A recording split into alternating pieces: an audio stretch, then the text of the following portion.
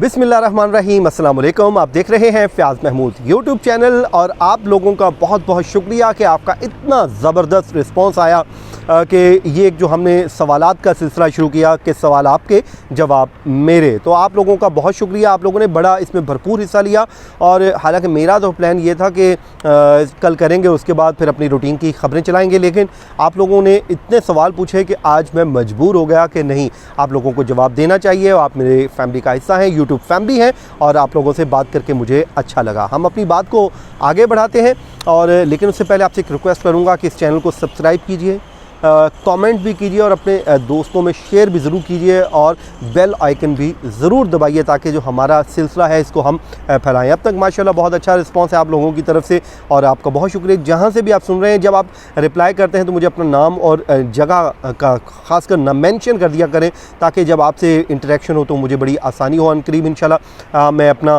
WhatsApp जो group है वो भी तश्कील दे रहा हूँ ताकि वो भी आपके साथ मज़ीद इंटरेक्शन का एक बहाना हो जाएगा। तो जी चलें जी, बिस्मिल्लाह करते हैं। आज का जो पहला सवाल है, नौरीन साहिबा ने पूछा है कि शाहिद खाकान अब्बासी और मिफ्ता इस्माइल साहब ने वो अगर बेकसूर थे तो फिर उन्होंने 1-1 करोड़ रुपए के मचल के क्यों जमा करवाए। देखें, ये LNG रेफरेंस में वो गिरफ़्तार थे और 23 दिसंबर 2019 को इस्लामाबाद हाई कोर्ट के 2 रुकनी बेंच ने मिफ्ता इस्माइल साहब की ज़मानत मंजूर की, जबकि 25 फरवरी 2020 को ज़मानत मंजूर हुई थी शाहिद खाकान अब्बासी साहब की।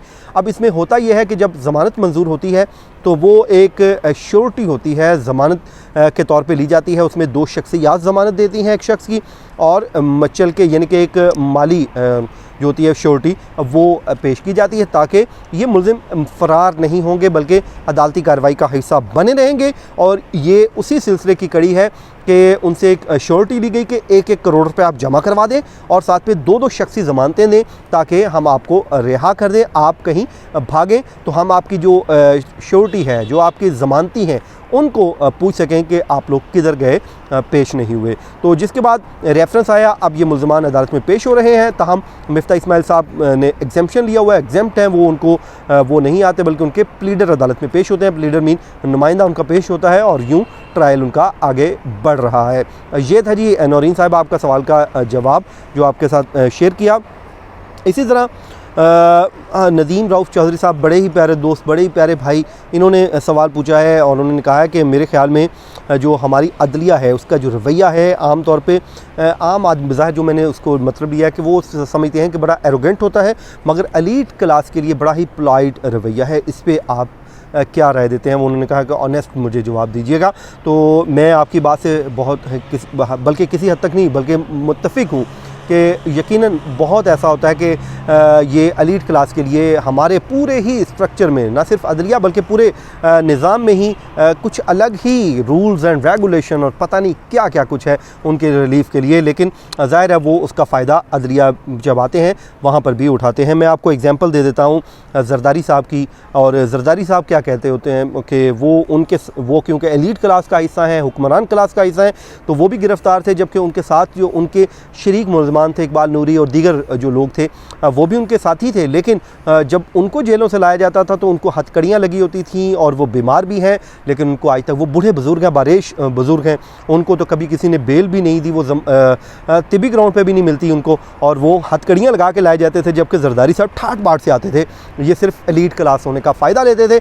लेकिन कुछ एग्जाम्पल अब इस्लामाबाद हाई कोर्ट में सेट हो रही हैं। मैं जिक्र करना चाहूँगा कि गुज़श्ता रोज़ भी एक भट्टों का केस आया जिसमें वो बच्चों को यरगमाल बनाया गया था, जिस पे वकील ने यह कहने की कोशिश की कि हम बल्कि पुलिस एहलकार की बड़ी मज़म्मत की अदालत ने और बड़ी शदीद अल्फाज में बरहमी का इज़हार किया। अदालत ने कहा कि SHO साहब, ये अगर कोई एलीट क्लास का बच्चा होता, उन्होंने वर्डिंग यूज़ की, अगर सेक्रेटरी दाखिला का बच्चा होता तो क्या आप इसी तरह बैठे रहते? आप लोगों को पकड़ नहीं सके, उनको बच्चे बरामद नहीं कर सके। अगर आपने बच्चों को बरामद नहीं किया तो कल IG और कमिश्नर इस्लामाबाद पेश हों, तो जिस के बाद शदीद बरहमी के बाद वो उनको असर हुआ और बच्चे बरामद हो गए। यानी कि अदालत ने खुद कहा कि अगर एलीट क्लास का कोई बच्चा होता तो आप भी भागते। ये हमारा पूरा सिस्टम है। तो बज़ाहिर अब इसमें कुछ बेहतरी होनी शुरू हुई है। कोरोना वायरस जब आया था लास्ट ईयर, तो उस टाइम अदलिया ये इस्लामाबाद हाई कोर्ट में ही आम कैदियों को भी बेल दे दी गई थी कि वो भी इंसान है, उनको भी ख़तरा है वहाँ पे, लेकिन वो सुप्रीम कोर्ट में बैक हो गया था ऑर्डर, तो बज़ाहिर कुछ बेहतरी हुई है। लेकिन होप मैं करता हूँ कि इस जो एलीट कल्चर है इसको हमें डिस्करेज करना है और हर फोरम पे डिस्करेज करना है, ना सिर्फ अदलिया बल्कि हर महाज पे। ये था जी चौधरी साहब आपका जवाब। अब आ जाते हैं जी निदा तारिक साहिबा, ख़ान साहिबा, ये बड़ी ज़बरदस्त मेरी रेगुलर मेरी वीडियोस देखती हैं और वहाँ पे कमेंट भी करती हैं और इनसे बड़ा एक एहतराम का एक रिश्ता है।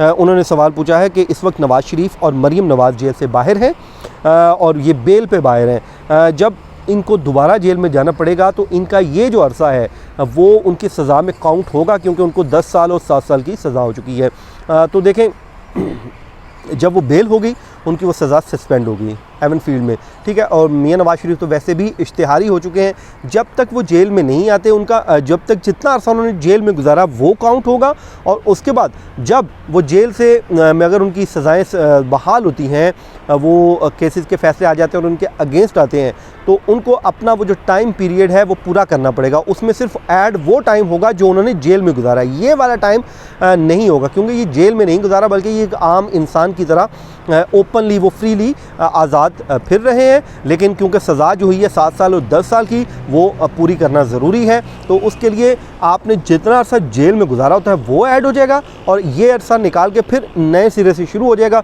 देन जब उनकी सज़ा कंप्लीट हो जाएगी तो उनको रिहा कर दिया जाएगा। ये है जी एक प्रोसेस जो सज़ा पूरी करने का हिस्सा होता है। इसी तरह मोहम्मद सलीम साहब शिकागो से भाई हैं हमारे, उन्होंने सवाल पूछा है कि मरीम नवाज़ अपने वालिद की देखभाल के लिए उनकी ज़मानत मंजूर हुई थी, लेकिन उनके वालिद इस वक्त बैरून मुल्क भाग चुके हैं और अब अदलिया उनको जेल में क्यों नहीं डालती मरीम नवाज़ साहिबा को, क्योंकि उनकी जिस मकसद के लिए हुई थी वो तो देखभाल तो नहीं कर रही। तो इसमें ऐसा है कि ये चौधरी शुगर मिल केस में उनकी ज़मानत हुई थी, एवन फील्ड में तो उनकी सज़ा सस्पेंड हुई है और वो इस्लामाबाद हाई कोर्ट में पेश हो रही हैं। अलबत्ता लाहौर हाई कोर्ट ने उनकी सज़ा उनको रिहा किया था चौधरी शुगर मिल केस में। चौधरी शुगर मिल केस का केस स्टेटस ये है कि अभी तक उसका ट्रायल ही स्टार्ट नहीं हुआ, एहतसाब अदालत में मुकदमा चला ही नहीं, तो इस वजह से भी।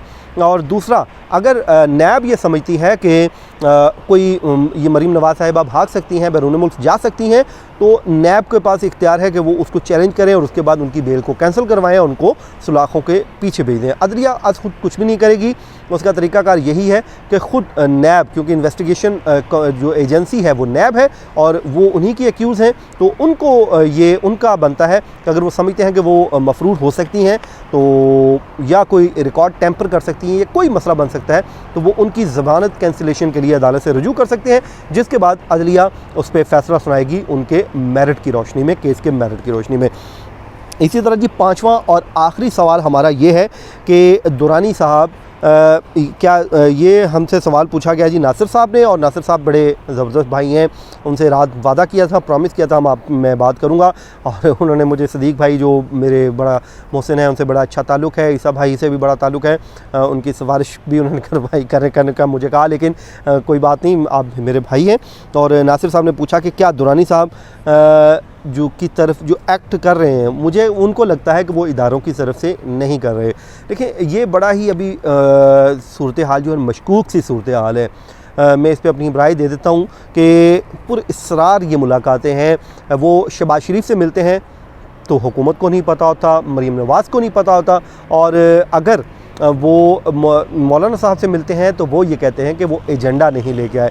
तो अभी तक ये कहना कबल वक्त है कि वो शायद किसी इदारों की वजह से मिल रहे हैं, और ये कहना भी कबल वक्त है कि वो इदारों की वजह से नहीं मिल रहे। हो सकता है कि ये उन्हीं की मुलाकातों का नतीजा है कि जो अपोजिशन जो पहले कहती थी हम सेनेट में हिस्सा नहीं लेंगे, अब सेनेट पे मान गई है, यानी कि जो हुकूमत के लिए मुश्किलात पैदा करना चाहती थी कि हम इस्तीफ़े दे देंगे 31 दिसंबर तक, 31 जनवरी तक, लेकिन अब वही अपोजिशन अब सेनेट के इंतखाबात में हिस्सा लेने की बातें कर रही है, यानी कि अप्रैल तक तो हुकूमत का कोई कुछ नहीं होने वाला, यानी कि अपोजिशन मान चुकी है। तो ये उन मुलाकातों के बाद के नताइज हैं, और ये भी हो सकता है कि वो हुकूमत की तरफ से ही हों, क्योंकि वो इत्तेहादी जमात का हिस्सा भी हैं और वो इनको राम कर रहे हों। ज़ाहिर है जब मुलाकातें होती हैं फिर उसमें बहुत सारी बातें भी होती हैं, उसमें कुछ पर्दे भी रखे जाते हैं, कुछ ज़ाहिर है उसमें चीज़ें सामने आती हैं। तो दुरानी सा मुलाकातें तो कर रहे हैं, लेकिन ये वाकई पुरअसरार है। इसमें कहानी वक्त लगेगा, इसके नतीजे आने पर वक्त लगेगा, लेकिन पहला जो नतीजा मुझे इन मुलाकातों को लगा है कि अपोजिशन अपने पहले बयानिए से पीछे हट गई, यानी कि सेनेट ज़िमनी इंतखाबात से तो वो हिस्सा लेने पे मान गई, अब दूसरे पे भी आ रही है। तो देखते हैं अब आने वाले दिनों में क्या होता है। ये था जी आज का हमारा वीलॉग, उम्मीद है आपको पसंद आया होगा और मुझे दीजिए इजाज़त। अल्लाह हाफ़िज़।